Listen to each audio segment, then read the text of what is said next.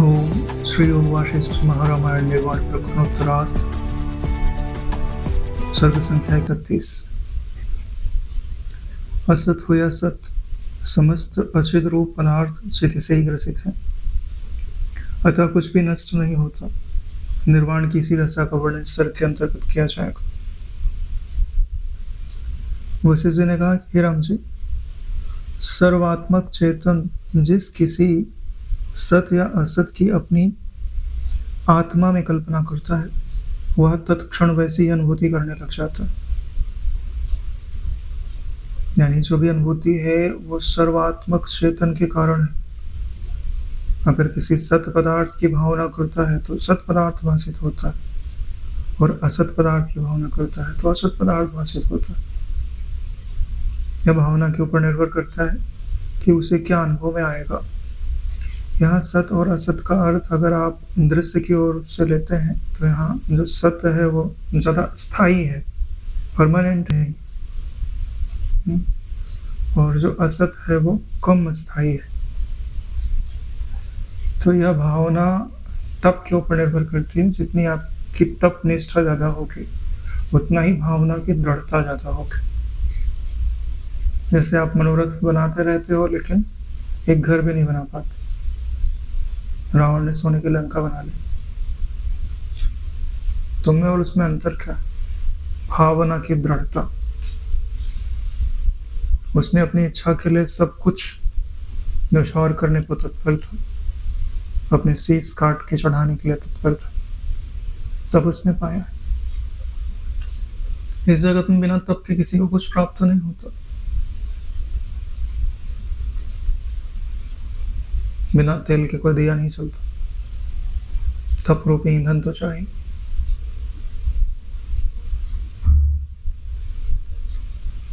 तो आपको जब स्वतंत्रता दी गई है कि आप जैसी कल्पना करेंगे वैसी ही अनुभूति होगी, तो आप स्वरूप की कल्पना क्यों नहीं करते?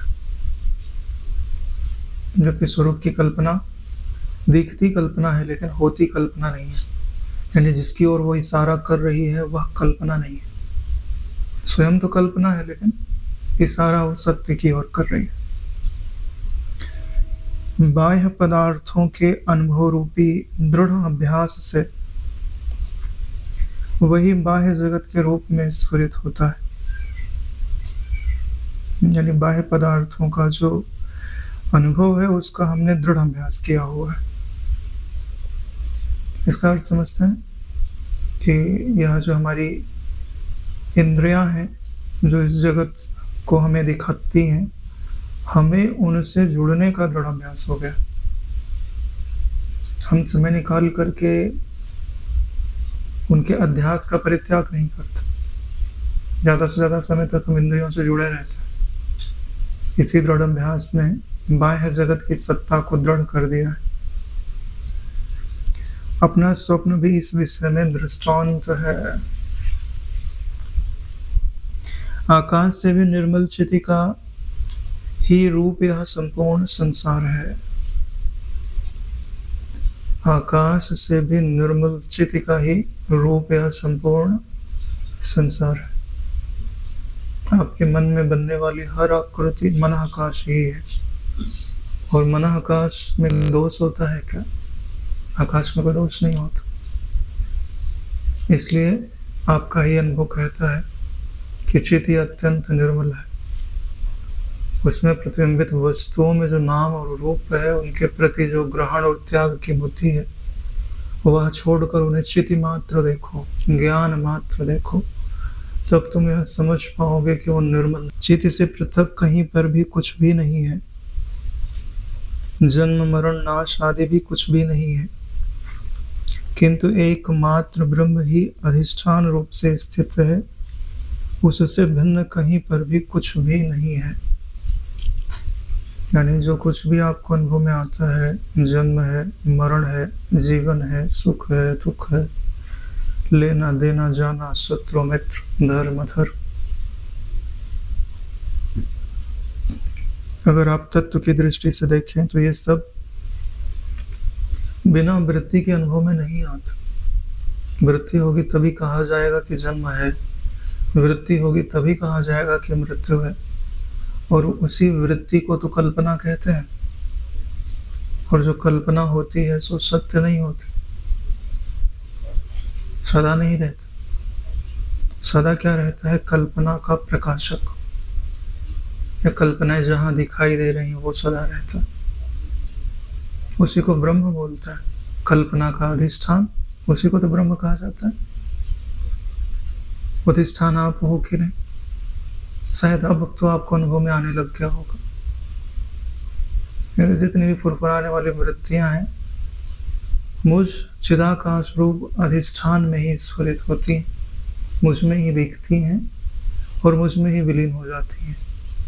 यानी मुझको ही दिखती हैं और मुझ में ही दिखती हैं। दो बात है। तीसरी बात क्या है?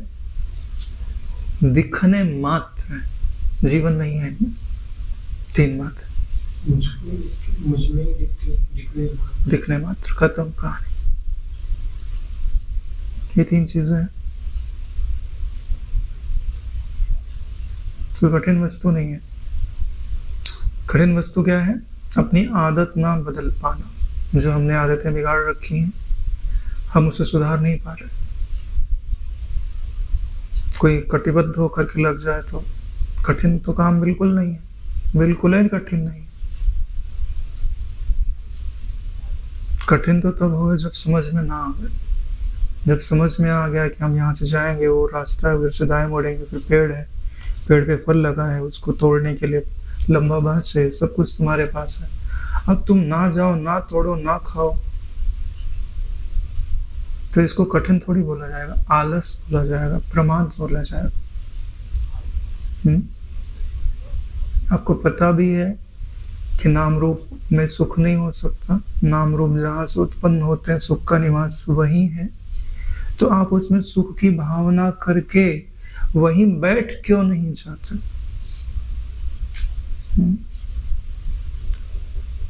जिन खोजा तिन पाया, गहरे पानी बैठ, गहरे डोब, गोता लगाना पड़ेगा।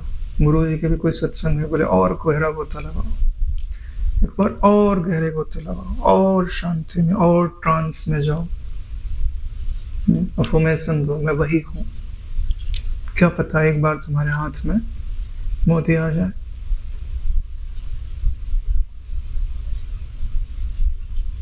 कठिन तो नहीं है मेरी दृष्टि से। नहीं समझ में आया तो उलझा हुआ अवश्य हो सकता है।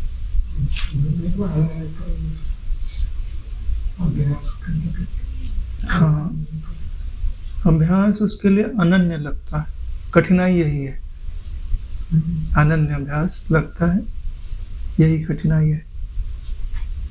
इस संसार में अहमता आदि की विनष्टता से यथार्थ में कुछ भी नष्ट नहीं होता। जो आपका अहंकार नष्ट हो गया तो कुछ नष्ट होता है? कुछ नष्ट नहीं होता। वस्तुएं वैसी की वैसी बनी रहती है, तुम्हारा शरीर भी वैसे का वैसा बना रहता है, कुछ नष्ट नहीं होता। नष्ट होती है तो सिर्फ तुम्हारी मान्यता,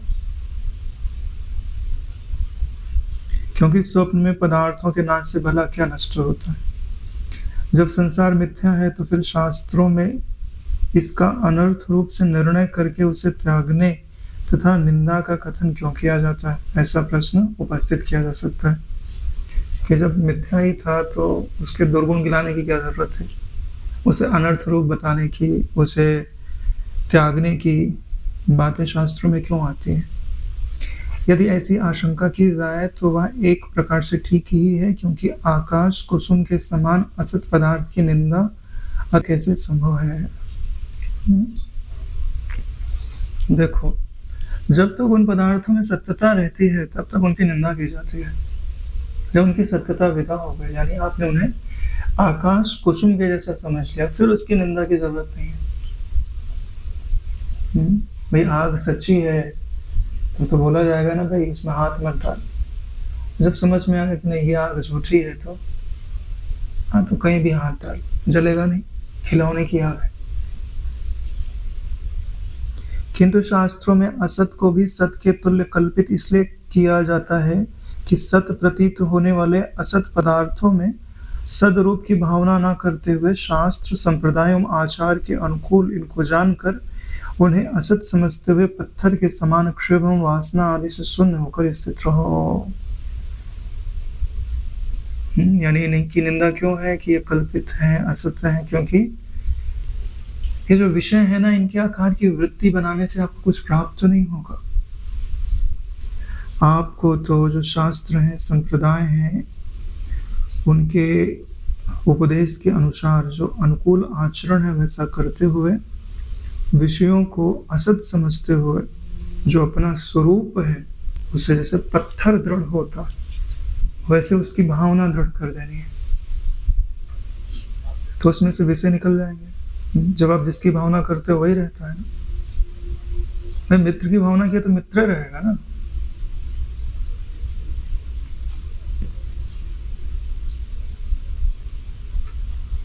हे राम जी, इस सृष्टि के निर्णय करने का फल यही है कि सांसारिक पुरुषार्थ की आशा से युक्त केवल संकल्प द्वारा तुम्हारा यह संपूर्ण संसार शीघ्र ही शांत हो जाए। जो आप विचार कर रहे हो वह क्यों कर रहे हो?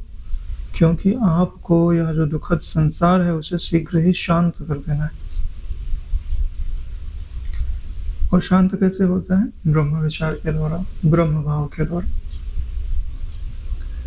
ब्रह्म ज्ञान से ही इस सृष्टि की पुनः उत्पत्ति का समूल विनाश होता है।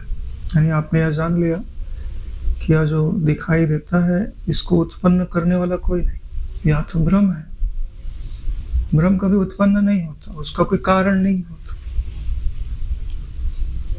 इसके विपरीत किसी अन्य मार्ग से उसका क्षय संभव नहीं है। ब्रह्म को ब्रह्म जानने के सिवाय ब्रह्म को मिटाने का दूसरा कोई उपाय नहीं, क्योंकि प्रलय एवं सुसुप्ति आदि में होने वाले क्षय में सृष्टि कार्य रूप से नहीं है किंतु बीज रूप से रहती है। यानी कि जब प्रलय होता है तो वहां सृष्टि तो नहीं रहती ना। क्या रहता है? सृष्टि का बीज क्या? अज्ञान। चाहे प्रलय हो चाहे सुसुप्ति हो, वहां अज्ञान तो रहता है।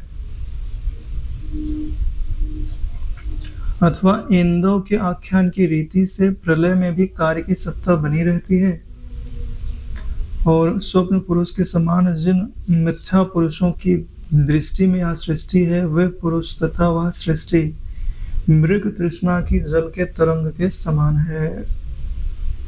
तो इंद्र उपाख्यान में क्या कहा गया था कि भाई ब्रह्मा जी की जो सृष्टि है वो तो नहीं है, लेकिन दूसरे किसी की चित्त की सृष्टि अगर दृढ़ भाव है तो वहां रह सकती है। तो यानी तो ब्रह्मा जी की दृष्टि से वो बीज रूप है, लेकिन इंद्रों की दृष्टि से वो कार्य रूप है, क्योंकि उस समय वहां पे पूरी सृष्टि भास रही है। लेकिन विचार करके देखोगे तो जो कार्य रूप दिखाई दे रहा है वो मृग तृष्णा के जल के समान ही तो है, जिसकी दृष्टि में असत पदार्थों का ही सद्भाव है। बंध्या पुत्र के वचन के समान हम लोग उनके निर्णयों को नहीं जानते। यानी जो असत पदार्थ को सत बोले, अब वो क्या निर्णय देवेगा सत्य वस्तु के बारे में, उसके निर्णय का कोई मूल्य नहीं होता, वो तो कुछ भी बोलता। संसार में जितने भी व्यक्ति हैं सबकी अपनी अपनी धारणाएं हैं, और जब कभी वो विचार भी नहीं करते कि जो हम सोच रहे हैं सही है कि नहीं सही है, कम से कम विज्ञान की दृष्टि पे ही कस लिया जाए, नहीं करते। उनको लगता है नहीं यही सही है। जीव एवं जगत रूप सर्वथा अनिर्वचनीय है, यानी जीव भी और जगत भी अनिर्वचनीय है। एक जगह कहा जाता है कि मिथ्या है, असत है, और एक जगह कहा जाता है कि अनिर्वचनीय है। क्यों?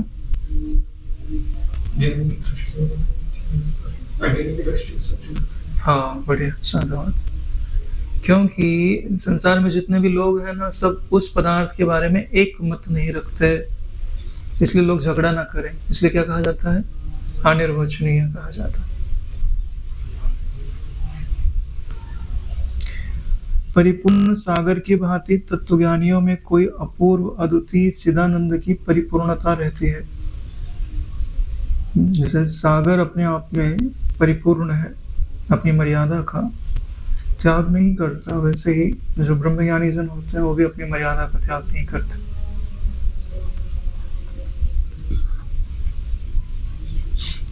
वे दृष्टा और दृश्यांश की दृष्टि में नहीं गिरते, यानी त्रिपुटी से सदैव बाहर खड़े रहते हैं। तत्वज्ञानी सदैव अद्वितीय चिदानंद से परिपूर्ण रहता है, सदैव लगा हुआ है, सदैव अद्वितीय चिदानंद से परिपूर्ण रहता है। आपको भी यह भाव करना चाहिए कि मैं भी अद्वितीय चिदानंद से परिपूर्ण हूँ। मेरे शरीर के बाहर भीतर एक आनंद ही हिलोरे ले रहा, सदैव ले रहा। धीरे धीरे वो भाव तुम्हें अनुभव में आने लग जाएगा। अरे भावना मात्र तो जगत है। तुम रो क्यों रहे हो? रोने की भावना है। कुछ ऐसा घटित हो गया जो तुम्हें लगता है ये मेरे अनुकूल नहीं है, ऐसा नहीं होना चाहिए था, तो तुम्हारा मन उसको बार बार दोहराता है। बार बार दोहराने को ही भावना बोलता है। जब उसमें फील आने लगे तो वही तो रुला रहा है। तो ऐसी भावना क्यों करना जो अपने को ही नुकसान करे, अपने को ही दुखी करे। ऐसी भावना क्यों ना करना जो अपने को मुक्त करे, आनंदित करे, सम करे, शांत करे।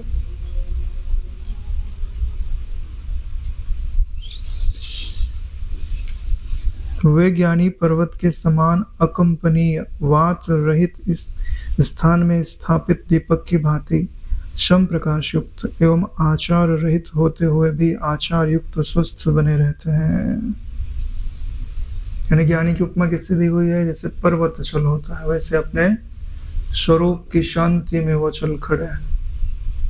जैसे भाई दरवाजा बंद है और दिया जला दिया जाए तो उसकी लो विक्षेपित नहीं होती, ऐसे ही उनका जो प्रकाशो हम ज्ञानो हम की वृत्ति है वो नित्य निरंतर एक जैसी बनी हुई है।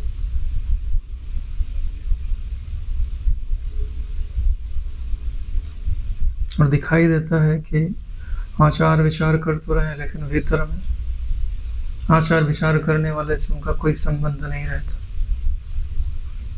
असंग है। तत्वज्ञानी पुरुष के हृदय में उदित परिपूर्ण सागर की भांति कोई अनिर्वचनीय ही पूर्णता रहती है। जैसे सागर अपने आप में पूर्णता का अनुभव करता है, वैसे वो भी अपने हृदय में पूर्णता का अनुभव करता है। पूर्णता का अनुभव मतलब समझते हो? आप्त, काम, तृप्त, नित्य तृप्त, आत्म तृप्त। ज्ञान स्वरूपा आंतरिक शीतलता की कोई भी अपूर्व ही लक्षित होती है। उनके भीतर जो शीतलता ने जन्म लिया है, प्रकाशित हो रही है, अरे उसकी छटा निराली है। इस जगत में अज्ञानी पुरुष तो वासना रूप ही है। तत्व दृष्टि से देखने पर तो वह वासना कुछ है ही नहीं, कोई भी विचार करके उसे नहीं देखता। इसी कारण यह जगत में उपस्थित हुआ है। जो अज्ञानी पुरुष है वो तो वासना रूप ही होता है, क्योंकि अज्ञानी वृत्तियों को ही जीवन मानता है और वृत्तियों में बाहर से जीवन, सुख, आनंद की भावना बैठ गई है और वही भावना उन्हें वासना रूप बना रही। मैं मर गया मतलब वृत्ति है ना नारायण। वो वृत्ति क्यों बनी है? देह से जुड़ने के कारण बनी है। तुम देह के प्रकाशक हो तो तुम तब तो किसी की पहुंच नहीं हुई। तो तुम्हारा स्वरूप जो मैं मर गया हूँ बोलना है, ये वासना रूप ही तो हुआ।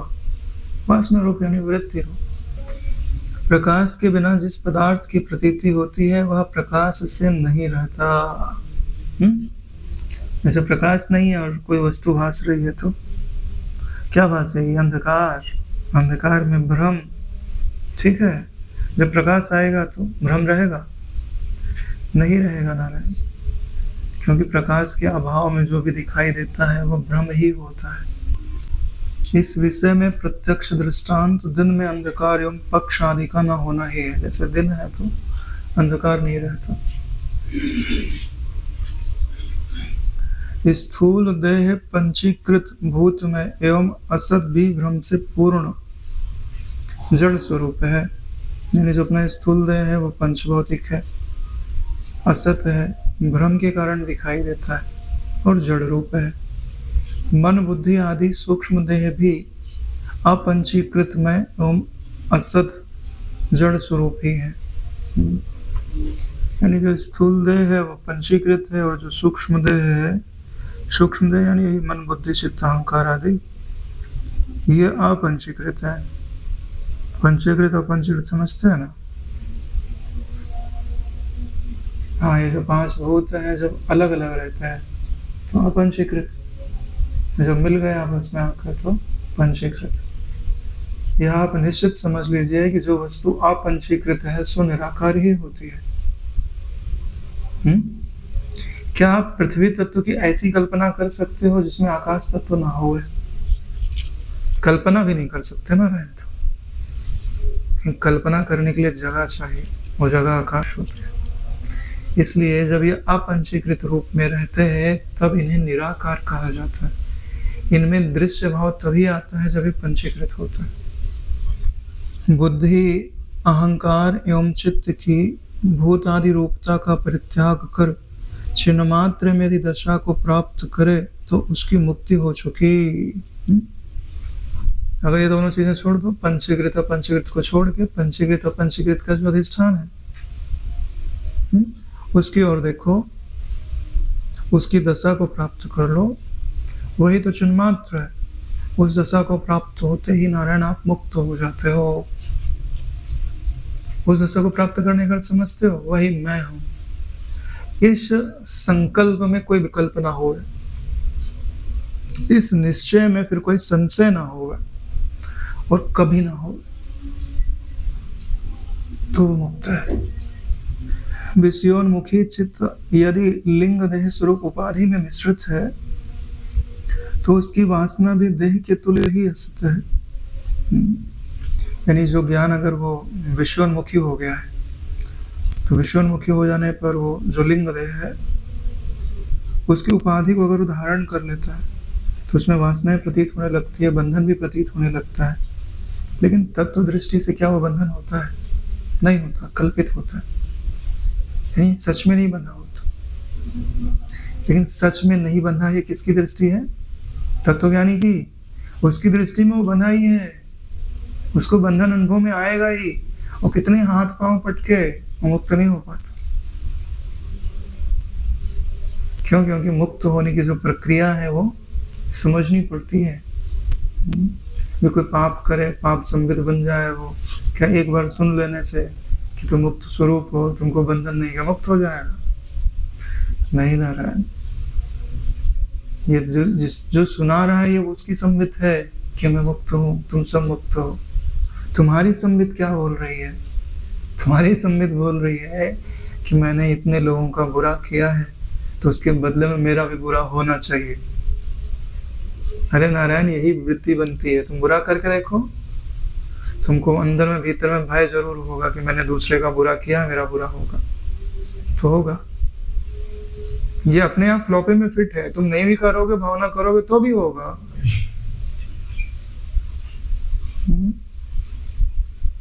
क्योंकि ये मनुष्य मात्र की प्रवृत्ति है नारायण, पशुओं में भी है ये भाव।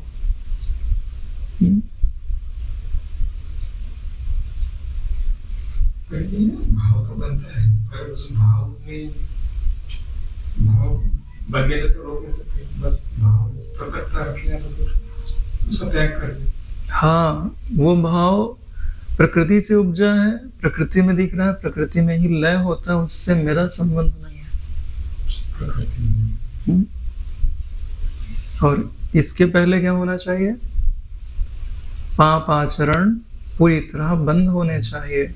क्यों? क्योंकि पुण्य का दान किया जा सकता है, पाप का दान नहीं किया जा सकता। ये पूरी प्रक्रिया है।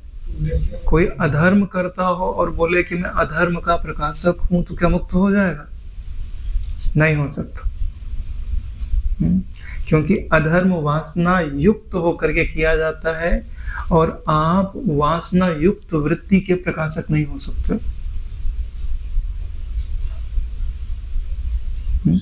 धर्म से पृथकता तो आती, पर अधर्म से पृथकता प्रकाशित आप बोलोगे सिर्फ, लेकिन अधर्म कर क्यों रहे हो आप? अधर्म कर क्यों रहे हो? क्योंकि आपको विषयों से सुख चाहिए ना, तो प्रेम तो तुम्हारा विषयों से है, तो तुम्हारा परमात्मा क्या करेगा? तुम खुद जो है परमात्मा को छोड़ के विषयों को, जैसे कोई फूल को छोड़ के कांटों को पकड़े और बोले मैं तो फूल के पक्ष में हूं, तो फूल क्या करेगा? सुगंध थोड़ी देगा। तुम जाके हाथ से कांटा ही पकड़ रहे हो तो लहू के लिए, दर्द के लिए, पीड़ा के लिए तैयार हो। इसलिए तो बोलते हैं कि अगर वृत्तियां कैसी बननी चाहिए? उदासीन वृत्ति, तो उसका प्रकाशक स्थिर रह सकता है। कोई न राग न द्वेष, यम ही न व्यथ्यंती एते, जिसको व्यथित नहीं कर रहा है, मतलब राग न खींच रहा है, न द्वेष न हिला रहा है, ढकेल रहा है। भगवान ने ऐसे ही थोड़ी बोला हुआ। हाँ, ये अवस्था पाने के लिए बीच में अगर वासनाकार वृत्तियां भी बनती है तो भी सजग रहो कि हाँ ये मैं नहीं हूं, तो अभ्यास आगे जा करके वो वासना के प्रभाव को कम कर देगा। लेकिन अनुभव तो तब होगा जब वृत्ति उदासीन हो जाएगी। जिस प्राणी को इस संसार का भ्रम है वह सर्वथा मिथ्या है, और जो मिथ्या है वह ज्ञान की दृष्टि से देखने पर मृग तृष्णा के जल के समान दिखता नहीं। ऐसी दशा में भला किसे और किसका संसार है? यानी अगर आपने यहाँ जान लिया कि यह जो संसार है ब्रह्म मात्र है, मिथ्या है, और जब आपने मिथ्या बोल दिया तो क्या वो होता है? मिथ्या किसको बोलते हैं? हाँ, जो झूठ होता है। स्व अभाव अधिकरणे भासमानत्वम मिथ्यात्वम। तुम क्या सोचते हो कि ये चीज बदल रही तो मिथ्या है? ये सही निर्णय नहीं है। तुम्हारे बदलने पर भी तुम्हारे मन में क्या है कि वस्तु तो है। जैसे तुम बोलते हो कि भाई तुम मिथ्या बोल रहे हो, इसका मतलब क्या होता है? जैसे हम पूछें भाई तुम क्या फलानी जगह गए थे और तुम गए नहीं हो, और तुमको इंप्रेशन झाड़ना है तो बोला नहीं हम तो गए थे। तो क्या तुम गए थे वहां पे? तुम्हारी उपस्थिति थी? बिल्कुल नहीं थी, वहां तुम्हारा अत्यंताभाव था। इसको मिथ्या बोलते हैं। समझाने के लिए बोल दिया जाता है कि जो बदल रहा है सो मिथ्या। ऐसा नहीं है। मिथ्या मतलब वो है ही नहीं, वो वही दिख रहा है जहां वो नहीं है, उसी को मिथ्या बोला जाता है। तो जब आपने उसे मिथ्या कह दिया तो अब वो अनुभव में नहीं आएगा। मृग तृष्णा के जल के समान है। अगर दृढ़ भावना हो गई तो जल भी नहीं दिखाई देगा मृग तृष्णा वाला।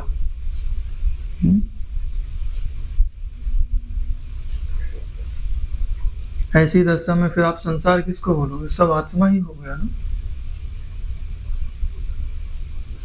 इस प्रकार तत्व ज्ञान के लिए प्रवृत्त हुए पुरुषों के विषयों की स्मृति करने से चित्त का जो पुनः उदय होगा वही पुनः जागृत रूप से प्रवृत्त हो जाएगा। यानी आपको तत्वबोध हो गया और फिर आपका अगर प्रारब्ध शेष है तो ज्ञान का जो स्फुरण होता है वही जगत के रूप से अनुभव में आता है। लेकिन आपको यहाँ अनुभूति सदा बनी रहेगी, ये सब ज्ञान मात्र ही है। इसमें ना कुछ पकड़ने योग्य है ना कुछ छोड़ने योग्य। बस अपने आप जो पत्थर के समान ठोस घन आत्मसत्ता से एक होकर के स्थिर रहते। आपका यही कार्य चिदाकाशो हम करके पत्थर की तरह स्थिर हो जाओ। विक्षेप की निवृत्ति होगी तो आनंद आएगा। आनंद आएगा तो तुम वो उसको छोड़ना नहीं चाहोगे। प्रारंभ में तो दृढ़ निश्चय करके लगना पड़ेगा। इस कारण सबका परित्याग कर आकाश तुल्य विमल आत्मा का ही उपासना करके संसार के विस्मरण पूर्वक मोक्ष की सिद्धि करनी चाहिए। क्या श्लोक है, साधुवाद। तस्मात् सर्वम् अनाश्रित्य व्योमवत् समुपास्यताम् पुनः स्मरणं श्रेय इह विस्मरणं परम। मस्त श्लोक, लिखने योग्य। क्या बोला गया है? सबको छोड़ दो, यानी ना अंतःकरण में हूँ, ना मेरा इन वृत्तियों से मेरा कोई संबंध है नहीं। ठीक है, फिर क्या करो, जो वृत्तियों से संबंध तो है नहीं, यानी वृत्तियों से कोई लेना देना नहीं है, लेकिन मैं क्या हूँ, आकाश के समान व्यापा हूँ। जहां वृत्ति दिख रही थी वहां पर भी, और जहां देखने वाला था वहां पर भी। तो उसकी दृढ़ भावना करो। उपास से लिखा हुआ है, उपास से ताम। वशिष्ठ जी की बड़ी अनुकंपा है कि उन्होंने लिख दिया है ना। एक बार हमने कहीं तत्व ज्ञान का वर्णन किया तो हमने प्रक्रिया का वर्णन कर दिया, तो हमको क्या बोलते हैं, तो उपासना वाले है। अब यहाँ वशिष्ठ जी स्वयं बोल रहे हैं कि ब्रह्म भाव की उपासना की जाती है। देखिए, जो शुद्ध ज्ञान होता है उससे अज्ञान नहीं मिटता। जैसे शुद्ध सोने से भी गहने नहीं बनते, उसमें कुछ न कुछ प्रक्रिया, कुछ न कुछ दृष्टांत मिला करके वैसी भावना करा के फिर संसार की भावनाओं को निवृत्त किया जाता है, तब तो तत्वबोध होता है। तो ज्यादा चतुराई नहीं करनी चाहिए कि तत्व ज्ञान हम झाड़ रहे हैं, हम एकदम शुद्ध ही तत्व ज्ञान बोलेंगे। अगर हम बोलेंगे तुम शुद्ध तत्व ज्ञान बोलो तो तुम एक वर्ड बोल नहीं सकते। बिना अध्यास के कोई वर्ड बोला जाता है? बिना अध्यास के आप बोल ही नहीं सकते। नारायण, आप बोल क्यों रहे हो, पहले ये तो बताओ। बोलने में कोई उद्देश्य होता है ना, अज्ञान की निवृत्ति। तो अज्ञान की निवृत्ति की कोई प्रक्रिया तो होगी। अरे भाई, मान लो जो एकदम टॉप का है उसके लिए प्रक्रिया ना हो, जो नीचे खड़ा है उसके लिए तो प्रक्रिया होगी। ऐसे थोड़ी ना प्रक्रिया ग्रंथों को बनाया गया है। वशिष्ठ जी राम जी को उपदेश दे रहे हैं और वो प्रक्रिया का वर्णन कर रहे हैं, तो आप कैसे प्रक्रिया का खंडन कर सकते हो?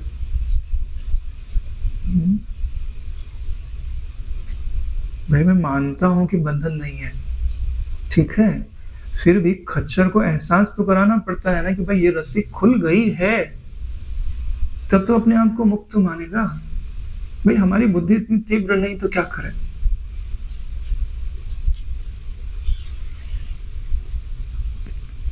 उपासना करके संपूर्ण जगत को भुला डालो, विस्मरण पूर्वक मोक्ष की सिद्धि करनी चाहिए। पूरी प्रक्रिया आ गई, यह श्लोक याद कर लीजिए।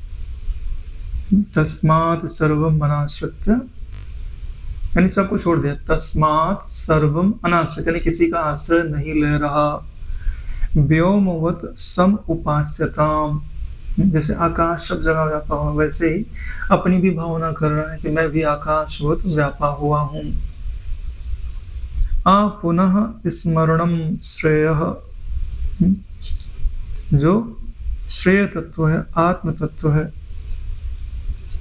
उसका स्मरण कर रहा है, और जो प्रिय तत्व है उसको भुला दिया है। इह विस्मरणम परम, यानी आत्म तत्व का स्मरण और अनात्म तत्व का विस्मरण, इसी से मोक्ष की सिद्धि हो जाती है।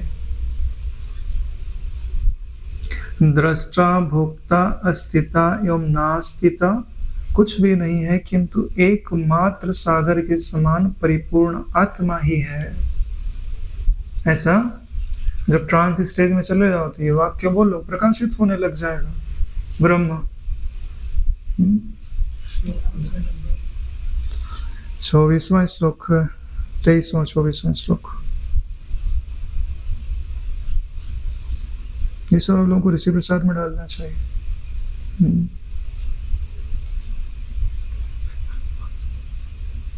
योग वाशिष्ठ बहुत बड़ा खजाना।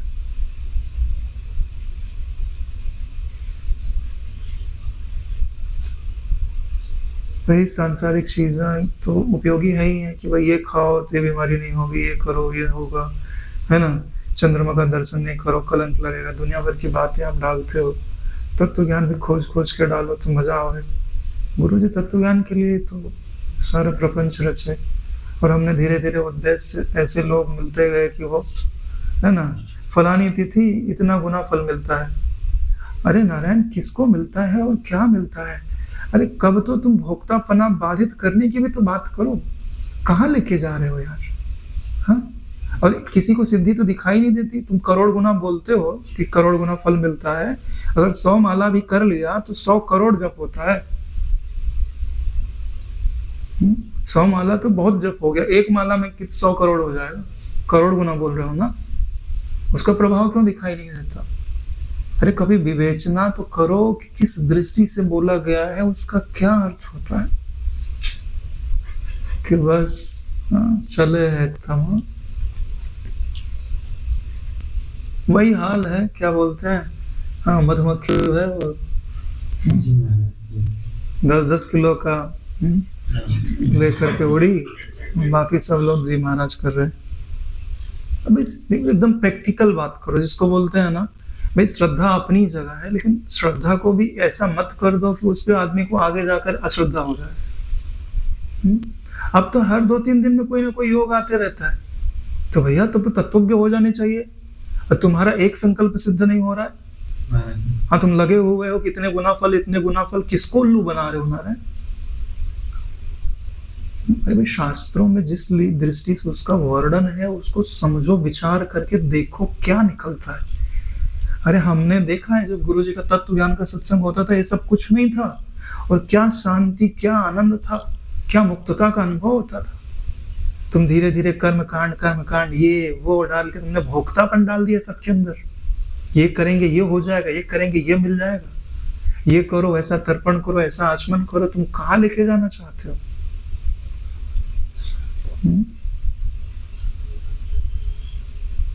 गुरु जी ने तुमको क्या बनाने के लिए लाए थे? अकर्ता पद में, अभोक्ता पद में स्थिति कराने के लिए। इनकी मनाही नहीं है, करना चाहिए, लेकिन इनका जो परसेंटेज है वो 49% ही होना चाहिए, 51% नहीं होना चाहिए। 51% में तत्व ज्ञान की निष्ठा होनी चाहिए कि आप कौन है, करने वाला कौन है, किसको फल मिलता है, क्या फल मिलता है और क्यों मिलता है। ऐसी मेरी दृष्टि कहती है कि मैं सही सोच रहा हूं। समस्त संसार ब्रह्म रूप है, ऐसा निश्चयात्मक ज्ञान होने से, उपाधि एवं चिदाभास का विनाश होने से उसी तरह से रूपता उदित होती है जैसे जल सूखने से, प्रतिबिंब आदि के नष्ट होने से बिंब रूपता का नाश हो जाता है। जैसे तालाब के अंदर आप परछाई देख रहे हो, दिखाई दे रही है, पानी सूख गया तो क्या दिखाई देगा? कुछ दिखाई नहीं देगा। ऐसे संसार क्यों भाषित हो रहा है आपको? चित्त है इसलिए भाषित हो रहा है। चित्त क्यों है? नानात्व के संस्कारों के कारण। जब आपने ऐसा दृढ़ निश्चय किया कि एक ब्रह्म के सिवाय कुछ नहीं है, बाधित हो जाएगा चित्त। आज नहीं तो कल बाधित होना ही है। कोई पानी सूख गया तो कोई आकृति नहीं बन सके, ब्रह्म ठसा ठस भरा हुआ, ठोस बाहर भीतर, आनंद रूप सत्ता, ज्ञान रूप सत्ता। गुरु जी ने एक सत्संग में बोला है, लाख में व्यक्ति में से अगर एक व्यक्ति भी ऐसी दृढ़ भावना करने लग जाए कि मैं चिदाकाश स्वरूप, तो धरती नंदनवन बन जाए नारायण। इतना उसका प्रभाव, ठीक है। वो सारे ज्ञान हमने कहाँ ले जाके रखे?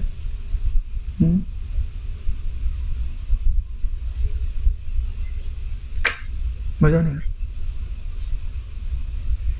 चलो हम लोग तो समझते हैं, अपना कल्याण तो कर लेना चाहिए। देखो यार, एकदम सरल है, जिसको बोलते हैं ना इससे इजी कोई चीज नहीं हो सकती। शांत बैठ गए, ठीक है, अपने शरीर के हर अंगों को देखते जाओ और आदेश देते जाओ कि भैया तुम आकाश रूप हो। यानी पूरे शरीर को आकाश का बना दो। आकाश के शरीर में आकृति जीवित नहीं रख सकती। इतना दृढ़ भाव होना चाहिए कि आकाश जो आकृति बनी है आकाश रूप, वो विलीन हो जाए। चलो विलीन ना हो तो कम से आकाश रूप रहे। आकाश आकाश में पृथकता कौन करेगा? बाहर भीतर का भेद मिट जाए तो जो जानने वाला है वो आकाश रूप हो जाए। फिर कोई भी वृत्ति बनती है तो बोलना तो कल्पित है, तो ब्रह्म में कल्पित है। जैसे पर्दे पे एप्पल कल्पित, तुम दिख रहे हो अभी मिट जाओ। मैं देख क्या रहा हूँ? शून्यता को, शून्य आकाश को, चिदाकाश को देख रहा हूँ, उसी में मैं स्थित हूँ। और क्या करना है? पहाड़ थोड़ी तोड़ना। इतना सरल है। सरल कब लगेगा? जब आदतें सही होंगी, चिंतन सही होगा, निर्णय सही होगा। परिचय है, उसी में उत्पन्न हुई, उसी में लीन होगी, चिदाकाशी है। पर ये वो तत्पद की बात है। तो हम ये नहीं इसमें भाषा है। वो तो पहली वाली प्रक्रिया हम मानते हैं कि वो आपने पहले सिद्ध कर रखी है। हाँ, तो सिद्ध बना है, ये जो बात बता रहा हूँ इसमें गति उसी की हो सकती है जिसने त्वमपद का शोधन करके रखा हुआ हो। जिसने त्वमपद का शोधन नहीं किया होगा वो उसको यह बात मैं कभी बताऊंगा ही नहीं। तो सिद्ध होना कैसे होता है? हरे नारायण, चलते फिरते उठते बैठते आपको यह लगने लग जाए कि जो अनात्मा है वो मैं नहीं हूं, इसको बोलते हैं त्वमपद का शोधन। अभी नहीं पढ़ रहे तो कुछ समय पहले बोले अन अहम भाव की भावना करो। त्वम पद में अनहम भाव की भावना होती है और तत्पद में अहम भाव की भावना होती है। चलते फिरते भावना तो होती है, पर सातत्य नहीं होती। जब तक सातत्य नहीं आया अभी नहीं आया। कोई बात नहीं, सातत्य आने के बाद में आ जाएगा। हाँ खुद ही आपको पता चल जाएगा।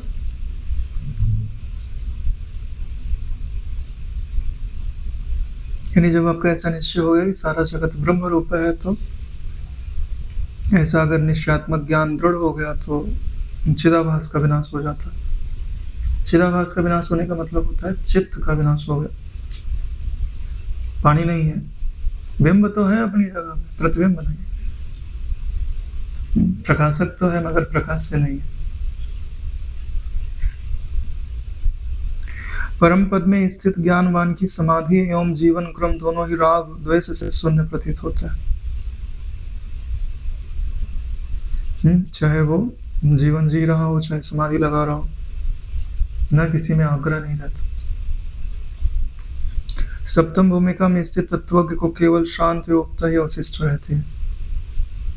सातवीं भूमिका में पहुंच गया तो केवल शांति ही शांति, क्योंकि वासना विहीन मुनि भला व्यवहार भी कैसे कर सकता है? वासना ही नहीं है, व्यवहार नहीं कर सकता। वो उसका व्यवहार हो सकता है, वो कर नहीं सकता। जब तक तत्वज्ञ की सप्तम भूमिका में दृढ़ दशा नहीं होती तब तक वह राग देश एवं भय के उदय से रहित होकर व्यवहार करता है। जब तक दृढ़ नहीं हो गया तब तक उसे सतर्क रहना चाहिए। किससे? राग द्वेष से, भय से, कि हम उसमें आ तो नहीं रहे, कि हम इनका पराधीन तो नहीं हो रहा। नहीं, ब्रह्म स्थिर है तो उसका अनुभव करने के लिए मन को भी तो स्थिर होना पड़ेगा। नहीं, घोड़ा दौड़ रहा है, तुम खड़े हो तो घोड़े पे बैठ जाओगे क्या? तुम भी दौड़ो, कूदो, क्या पता बैठ जाओ उस पे, ऐसा तो संभव है। लेकिन तुम खड़े रहो और घोड़ा दौड़ रहा है दूर, तो कहाँ नहीं बैठ पाओगे। सप्तम भूमिका में स्थित मुनि शांत मन चिद्रूप होते हुए पाषाण तुल्य नित्य अविचल रहता है। कमल के बीज में जैसे संपूर्ण कमलनी उससे अभिन्न है, यानी कमल के बीज में पूरा कमल जैसे स्थित रहता। बाह्य रूपता का भाव करके आत्मा बाह्य रूप हो जाता है और आत्मा का भाव करके आत्मा रहता है। यही निश्चय है नारायण। यानी बाह्य रूपता की भावना करोगे तो बाह्य रूप हो जाओगे, आत्मा की भावना करोगे तो आत्मा हो जाओगे।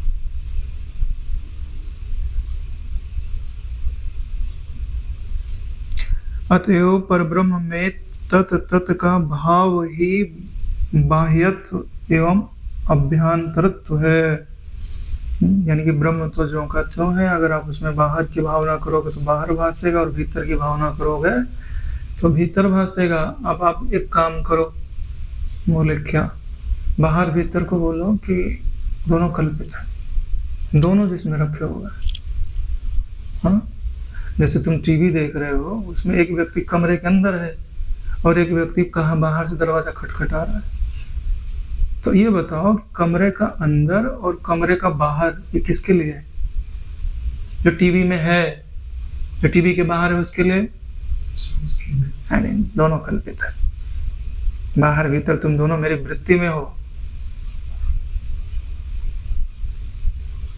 अंतःकरण का आंतरिक स्वप्न विभ्रम ही बाह्य जगत के रूप से उदित हुआ है। यानी ये जो दिखाई दे रहा है वो सब सपना ही है।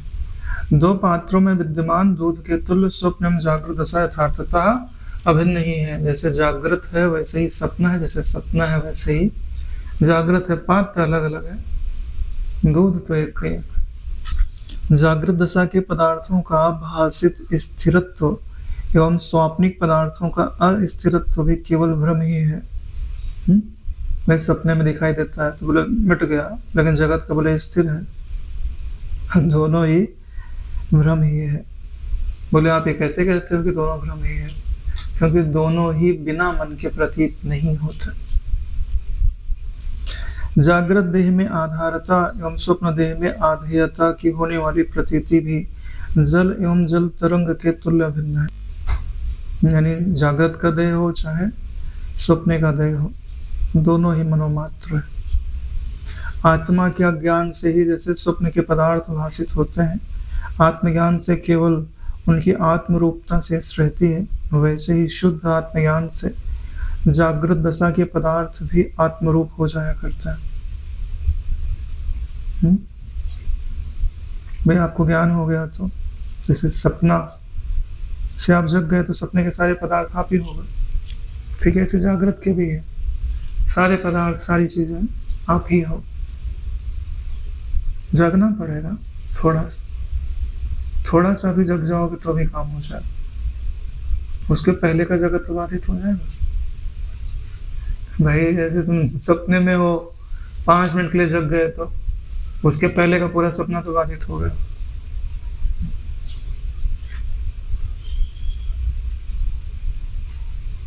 कल्पना शून्य परमात्मा का रूप ही तत्त पदार्थों का भाव कर तत्त रूपों में हो जाता है और भाव न करने पर उसका रूप नहीं लेता।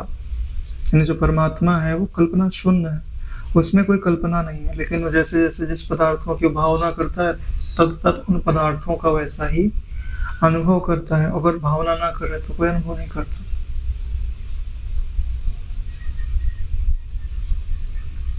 शुद्ध ईश्वर का स्वरूप तो वाणी का विषय ही नहीं है। शुद्ध ईश्वर का स्वरूप वाणी का विषय नहीं है। यानी वाणी का जितना विलास है वो शुद्ध परमात्मा की ओर सिर्फ इशारा मात्र। तुम उधर जाओ और उसमें डूब जाओ, उसके बाद हमारे शब्दों की तुमको जरूरत नहीं पड़ेगी। वो खुद ही बता देगा कि मैं क्या हूं और तुम क्या हो।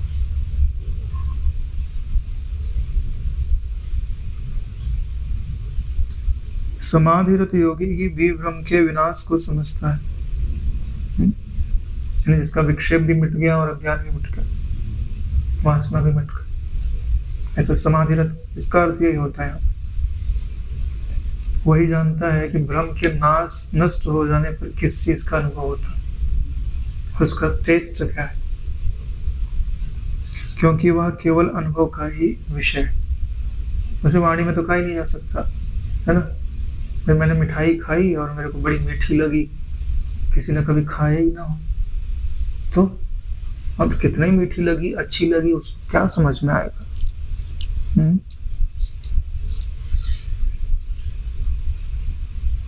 जैसे हम लोग छोटे छोटे थे तो हम ये सोच भी नहीं सकते थे कि कभी, है ना, वीडियो जो है ऐसे कोई देख करके बात भी कर सकता है। दूर आदमी बैठा उसको देख भी सकते हैं और बात भी कर सकते हैं। हे राम जी, लोभ मोह अहंकार एवं चित्त आदि की जड़ता का परित्याग कर ब्रह्म स्वरूप होकर समाधि में स्थित रहना ही उचित है। ये आपके लिए एडवाइस दी जा रही। लोभ मोह अहंकार चित्त आदि की जड़ता छोड़ दो। जड़ता भी बोल रहे हैं, नींद भी नहीं होनी चाहिए, कोई वृत्ति भी नहीं होनी चाहिए। ब्रह्म स्वरूप होकर, क्या वर्ड लिखा, समाधि में जाना है, मगर कैसे? ब्रह्म स्वरूप के दृढ़ निश्चय से समाधि लगनी चाहिए। अफीम खा के समाधि में मत जाओ, नाथ संप्रदाय में कई साधु ऐसे होते हैं, अफीम खा लिया बोले हमारी समाधि लगी हुई है, भांग खा लिया बोले कुछ पता नहीं चल रहा है। तो उससे क्या फायदा है, तुमको पता नहीं चल रहा है, तुम घंटे घंटे बैठे हो, मान लो 8 घंटे भी तुम बैठे हो, तो उससे फायदा क्या है? नशा उतरेगा तो फिर से दुख होगा ना, फिर से अच्छा बुरा लगेगा, और वो मृत्यु से तो नहीं बचाएगा, अगले जन्म से तो नहीं बचाएगा। नशा जो है वो तुम्हारा भला नहीं करता। वो तो डोडो पक्षी की तरह है। डोडो पक्षी था तो उसकी गर्दन बड़ी लंबी है ना, अब उसको कुत्ते दौड़ा ले तो भागे, पाँव भी बड़े, लेकिन बहुत दूर जाके रेत दिखाई दे तो उसमें अपना सिर घुसा ले। अब रेत के अंदर सिर घुसा लिया तो उसको कुछ दिखाई नहीं दे, सोचा है कि मैं पूरा छिप गया हूँ, अब बाहर से पूरा शरीर दिखाई दे रहा है। अब कुत्ते आए और खा जाए उसको। वही हाल है नशे का। मतलब क्या, परेशानियां वैसे की वैसी बनी है नारायण, और तुमको लगता है कि मुझे परेशानियां दिखाई नहीं दे रही हैं, उसको लग रहा है ना, लेकिन परेशानियां तो है, वो तो दीमक की तरह उसको खा ही रही है, कुत्ते की तरह नोच नोच के खा ही रही है।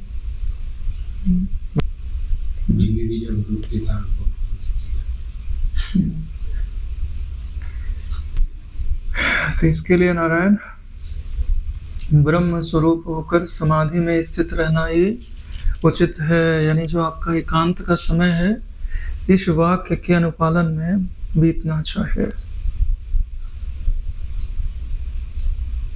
परेशानी भी तो नहीं है, हाँ? ऐसा करने में कोई परेशानी है तो सीधे नहीं बैठ सकते, तो कुर्सी बैठ जाओ।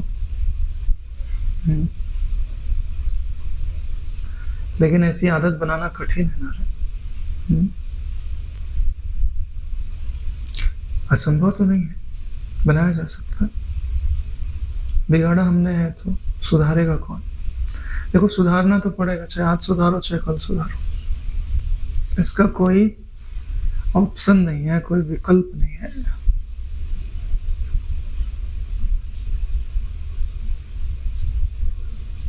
जैसा दृढ़ भाव करोगे वैसा ही अनुभव होगा। तो ब्रह्म भाव किया जाए, ब्रह्म शांति का भाव किया जाए।